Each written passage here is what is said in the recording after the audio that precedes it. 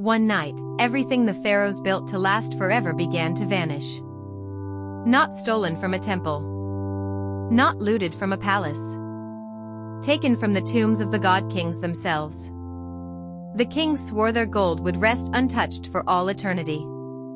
They were catastrophically wrong. This is the true story of the greatest treasure heist in ancient history. A crime so vast it emptied the graves of an entire dynasty.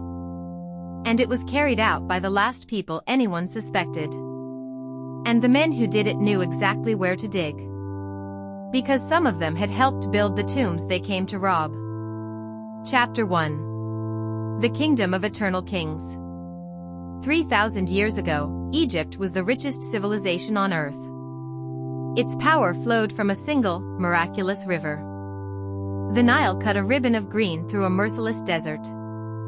Every year it flooded, and every year it fed millions. When the waters receded, they left black soil worth more than gold. That mud grew the grain that grew an empire. The river was not just water to the Egyptians. It was life itself, and they worshipped it as such. Villages swelled into towns, and towns hardened into cities. Cities became engines of trade, faith, and staggering royal wealth. Caravans crawled across the dunes carrying gold, ivory, and incense. Ships rode the current heavy with grain, papyrus, and timber. Exotic treasures poured in from lands no Egyptian would ever see. Gold flowed in from the mines of Nubia in the south. Turquoise and copper came from the mountains of Sinai. Cedar arrived by ship from the distant hills of Lebanon. The wealth of Egypt seemed to have no bottom. Temples climbed toward the sky, built to outlast time itself. Colossal statues stood guard at gates carved for gods. Painted columns rose like a forest turned to stone. Every surface screamed one message to the world: Egypt is eternal. And at the center of it all stood a single figure. The pharaoh was not merely a king. He was believed to be a living god walking among men. His word bent the will of an entire nation. His duty was to protect something the Egyptians called Ma'at. Ma'at was the sacred balance of truth, order, and justice. As long as the pharaoh upheld it, the Nile would rise. Crops would grow, enemies would fall, and the kingdom would thrive. Break that balance, and the Egyptians believed the world would end.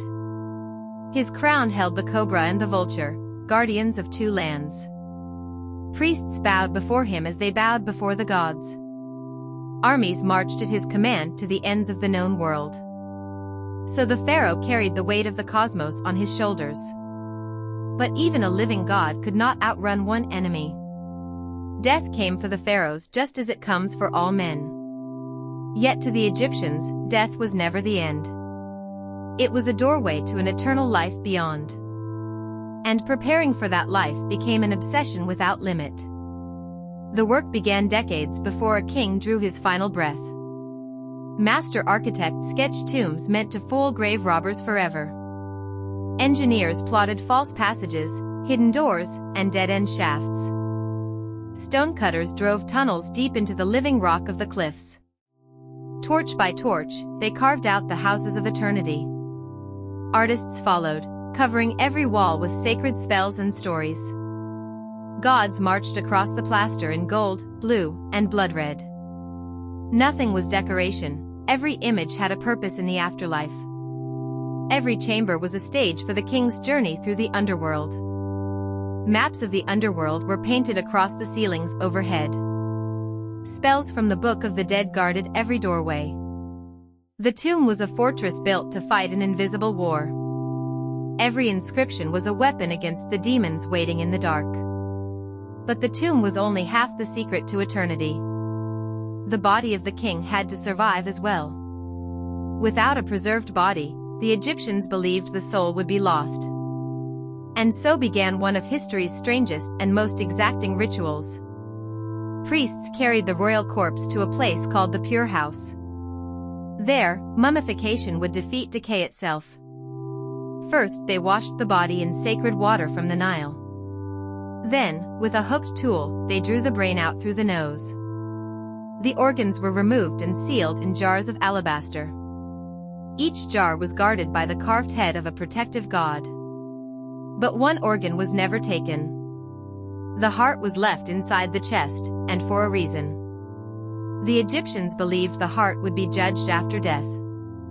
It would be weighed against a single feather of truth. If it was heavier than the feather, a monster would devour it. So the heart stayed, ready to face the gods. Then came the salt. Priests packed the body in natron, a natural drying salt. For 40 long days the corpse lay buried in it. Day after day, the salt drank the body dry. The stench of death gave way to the scent of resin and spice. The natron pulled every drop of moisture from the flesh. What remained was dried, hollow, and strangely preserved. Now the wrapping could begin, and it took weeks. Hundreds of yards of fine linen were cut into strips. Layer by layer, the priests bound the king in white. Between the layers they tucked amulets of gold and stone. Each charm was a shield against a specific danger in the underworld. Sacred spells were whispered over every single turn of the cloth. A scarab of stone was placed over the silent heart. It carried a spell to keep the heart from betraying the king. The most powerful spells were sealed directly against the skin. At last, a mask of pure gold was placed over the face. The king now wore the shining face of a god. The transformation was complete, a mortal remade for eternity. But a god king could not enter eternity empty-handed. His tomb was filled with everything he could ever desire. Rivers of gold jewelry, rings, collars, and bracelets. Crowns and scepters marking his rule over 2 lands. Ceremonial weapons of bronze and electrum, sharp and gleaming. Beds, thrones, and chariots, ready for a king on the move. Jars of wine and honey, food to feast on forever. Statues of servants who would work for him in the next world. Everything a living god might need was sealed into the dark. Then the tomb was closed, and the desert swallowed the treasure. For centuries, the greatest kings hid their bodies in giant pyramids. But pyramids were mountains that pointed straight at the loot. Robbers stripped them bare, sometimes within a generation. So the pharaohs made a fateful decision. They abandoned the pyramids and vanished into a hidden valley. A remote gorge behind the cliffs of the western desert. The world would come to call it the Valley of the Kings. No monuments marked it, no golden peaks betrayed it. The tombs were carved down into the rock and sealed from sight. From the surface, there was nothing to steal and nothing to see. The valley's silence was its armor. The valley had only one narrow entrance, easy to watch and guard. Workers were sworn to secrecy on pain of death. A single peak shaped like a pyramid watched over the dead. Guards patrolled the paths, and the kings slept in darkness. One by one, the pharaohs were laid to rest beneath the stone. Their treasures glittered in chambers no living eye would see. For a while, it seemed the plan had worked. The kings had finally outwitted death and the thieves alike. They believed they had defeated time itself. But beyond the safe walls of the valley, Egypt was changing. Slowly at first, then faster than anyone dared admit. The cracks were small at first, easy to ignore. But cracks in a foundation only ever grow. The empire that seemed eternal had begun, quietly, to rot. And no one yet understood what that rot would unleash. The stage was being set for the robbery of the age. Chapter 2. The empire begins to crumble. For centuries the royal tombs slept beneath the silent cliffs. The kings rested while Egypt still flexed its power abroad. But beneath the surface, the foundations were beginning to crack. The great pharaohs of legend were gone, and weaker men took the throne. Kings now ruled with a fraction of their ancestors' authority. On the borders, foreign armies grew bolder every year. The sea peoples came by ship, burning cities as they landed. Libyan raiders pressed in from the west, hungry for Egyptian land. Wars had to be fought, and wars devoured gold. The trade routes that once fed Egypt turned deadly. Caravans were robbed, and the flow of treasure slowed to a trickle. The great river itself seemed to turn against the people. Some years the flood came too weak, and the crops failed. Grain grew scarce, and scarce grain meant hungry mouths. Prices soared, and a sack of wheat became a fortune. Behind the palace walls, the rot went by another name: corruption. Officials skimmed from the treasury and looked the other way. Local governors grew rich while the crown grew weak. Loyalty was for sale, and everyone knew the price. Even the men who built the royal tombs began to suffer. They lived in a secret village called Deir el-Medina. These were the elite craftsmen, the tomb makers of the kings. Their skill was so valued they lived apart, sworn to secrecy. They knew the location of every royal tomb in the valley. They knew the traps, the false doors, and the hidden shafts. And they were paid not in coins, but in grain from the state. For generations, that grain arrived like clockwork. Then, one terrible season, the deliveries stopped coming. The greatest workforce in Egypt was suddenly left to starve. Panic spread through the village as the storehouses ran dry. Mothers watched their children go hungry in the shadow of kings. The men who built eternity could not feed their own families. Anxiety hardened into anger, and anger into open defiance. And then these workers did something no one had ever done. They put down their tools and refused to work. Workers who feared the gods now feared hunger more. They gathered outside the temple walls and would not move. It was, as far as we know, the first strike in history. They marched to the temples and demanded the grain they were owed. The kingdom that ruled the world could not pay its own builders. Officials panicked and scrambled to restore order. But the spell had been broken, and everyone could see it. Word spread up and down the Nile like fire through dry reeds. People whispered that the gods had abandoned Egypt at last. Some blamed the weak kings on their trembling thrones. Others blamed the greedy priests and thieving officials. As faith collapsed, so did the fear that once held crime in check. Bandits took to the empty roads and robbed whoever passed. Smaller cemeteries were dug up and picked clean in the night. The idea that a grave was sacred began to die.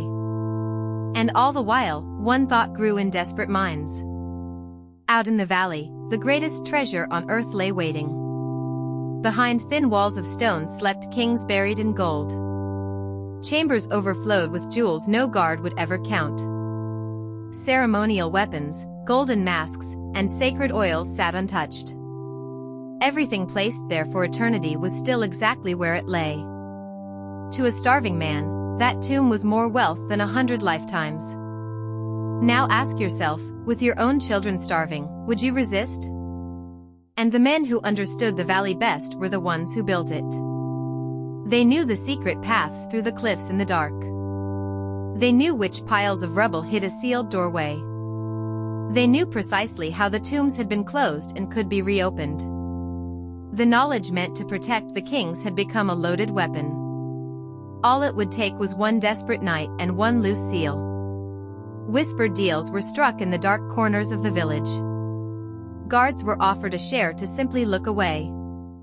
The very guardians of the dead were about to become their robbers. The silence of the valley was about to shatter. And one of history's greatest crimes was about to begin. Chapter 3. The night the kings were betrayed. Darkness swallowed the valley of the kings. The cliffs that had guarded Pharaohs for centuries stood black against the stars. The moon rose over the peak, cold and pale and watching. And in the shadows below, a group of men began to move. They were not foreign invaders come to plunder Egypt. They were Egyptians, born and raised in the shadow of these tombs. Some had spent their lives carving the very chambers they now hunted. They knew the layout of the passages better than the guards. They knew where an entrance lay buried beneath sand and stone. And they knew, without a doubt, that the treasure inside was real. Their plan was built on patience and darkness. They waited for nights when the guards were few and careless. They studied the patrols and learned exactly when to strike. The silence of the desert became their greatest ally. They carried simple tools, copper chisels, wooden levers, and torches. They moved to a doorway sealed and stamped generations ago. The royal seals in the plaster had never once been broken. They pressed their tools into the ancient stone and pushed. For a long moment, the seal held, as it was meant to. Then, with a low grind, the barrier gave way. A gap opened into blackness no living person had entered in centuries. Cold, stale air breathed out of the tomb and into their faces. One by one, they crawled into the mouth of the dark. They struck their torches, and the flames leapt to life. And what the fire revealed stole the breath from their lungs. Gold. Everywhere, gold, throwing the torchlight back at them. Golden shrines towered over them, wall to wall, floor to ceiling. Jewels lay scattered exactly where the priests had placed them. Furniture of ebony and ivory gleamed under a film of dust. The wealth of a god-king surrounded them on every side. Picture standing there yourself, torch shaking, the gold staring back. The torchlight danced across a fortune beyond any dream. This was more gold than the whole village would earn in 10 lifetimes. Then greed swallowed their awe, and the pillaging began. Every second inside the tomb was a second closer to death. Discovery meant impalement, the cruelest execution Egypt knew. So they worked fast, and they worked without mercy. Gold ornaments were torn free and stuffed into rough sacks. Precious stones were pried from their settings with knife blades.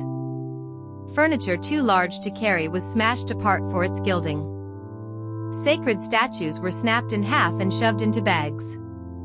Nothing that shone was left behind, nothing at all. They stripped the walls, the coffins, and the shrines alike.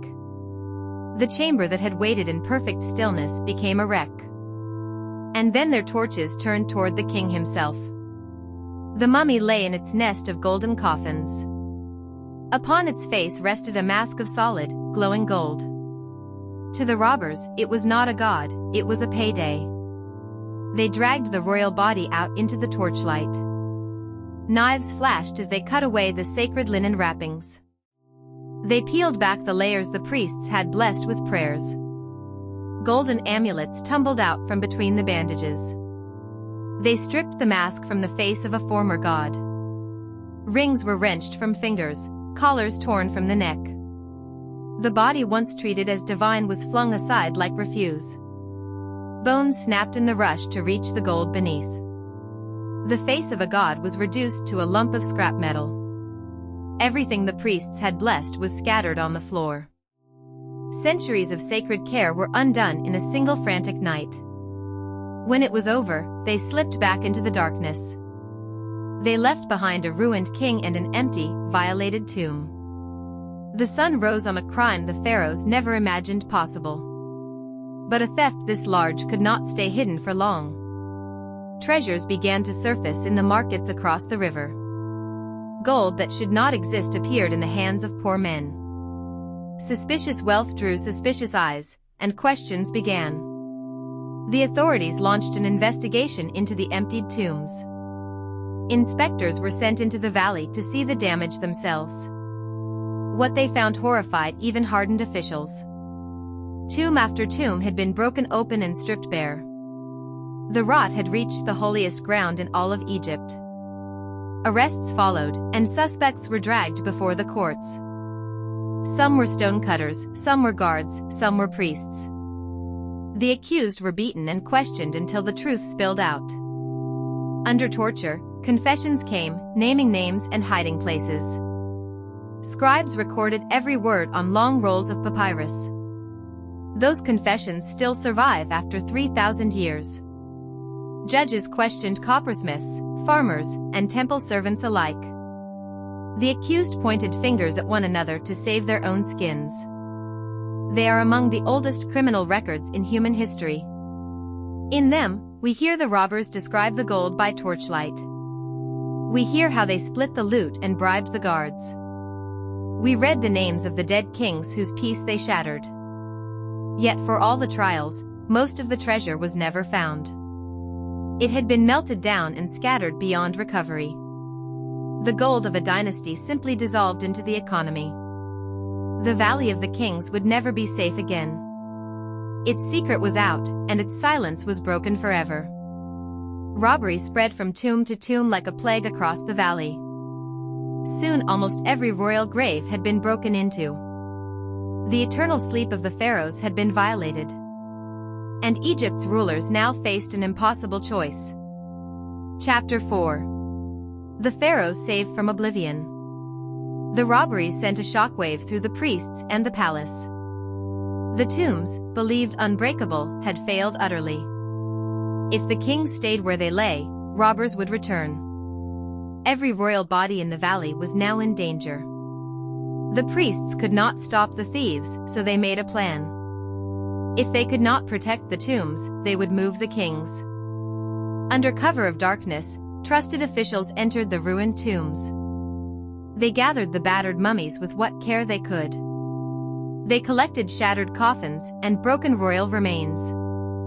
With trembling reverence, they carried the kings out of the dark. The bodies of long-dead pharaohs were rewrapped by hand. Priests bound the wounds of kings dead for centuries. On the linen, they wrote notes recording who each king was. Some coffins were so damaged the kings had to be moved to new ones. A pharaoh might end up resting in a stranger's borrowed case. Those labels would one day solve a great mystery. Whatever treasure remained was stripped out to save it from thieves. The kings would travel to eternity poor, but at least intact. One by one, the pharaohs left their original resting places. They would not be buried alone ever again. Instead, the priests gathered them together in secret. They chose hidden caches deep in the Theban hills. Tombs and shafts known only to a handful of loyal men. There, they stacked the greatest kings of Egypt side by side. Ramesses lay beside Seti, and almost beside Thutmose. Rulers who had reigned centuries apart now shared a single room. No inscription marked it, no map recorded where they lay. The safety of the kings now rested on silence alone. The location was sealed, and the secret was buried with it. For a few, it was the last duty they would ever perform. Then the priests walked away and left the kings to the dark. And this time, the secret held.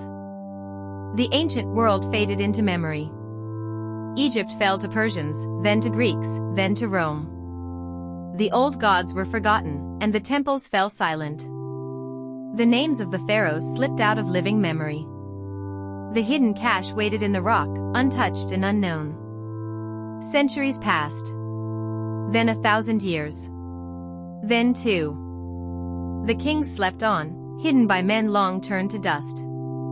And the world forgot they had ever been moved at all. Then, in the 19th century, the desert began to whisper again. Rare artifacts appeared for sale in the markets of Luxor. Beautiful objects, funerary items, things that should not exist. They bore the names of kings from Egypt's golden age. Scholars realized someone had found a royal tomb in secret. A local family was quietly selling off the dead.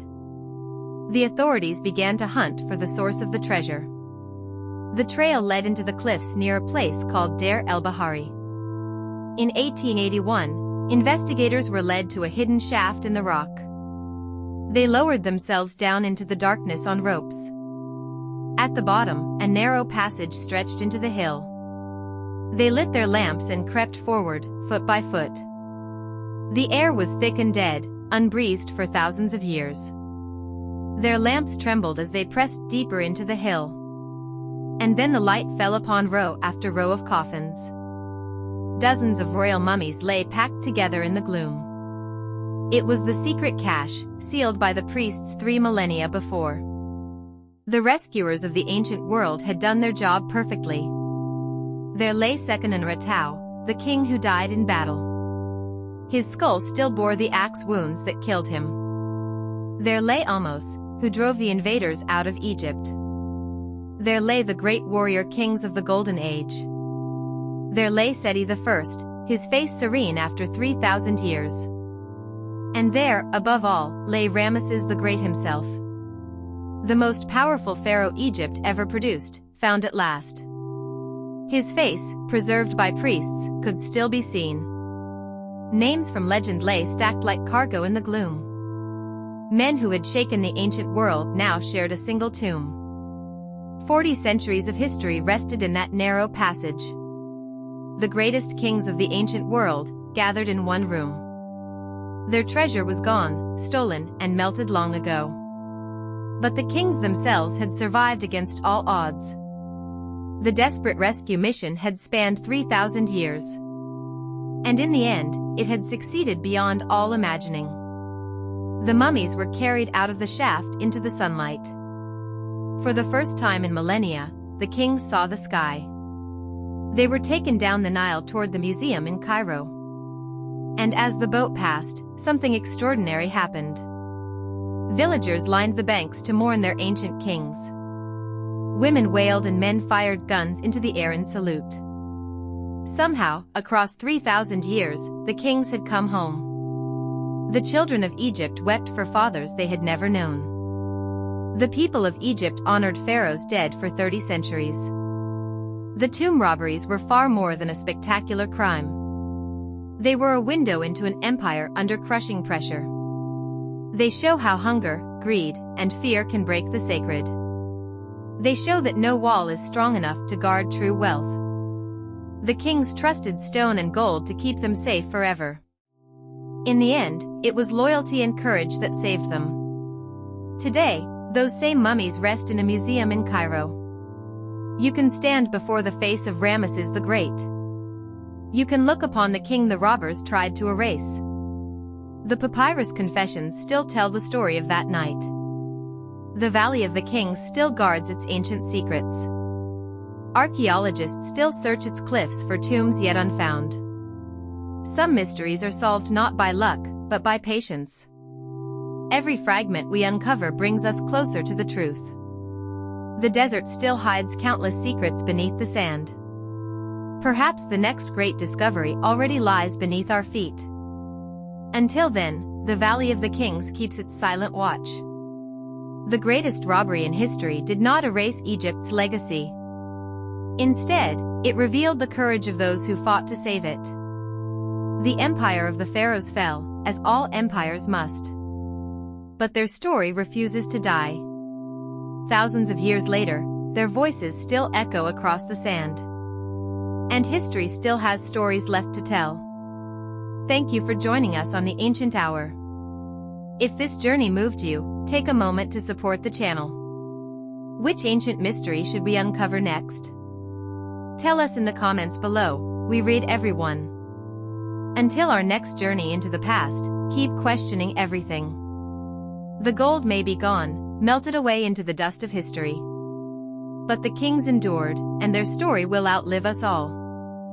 Keep exploring, keep wondering, and keep the ancient world alive.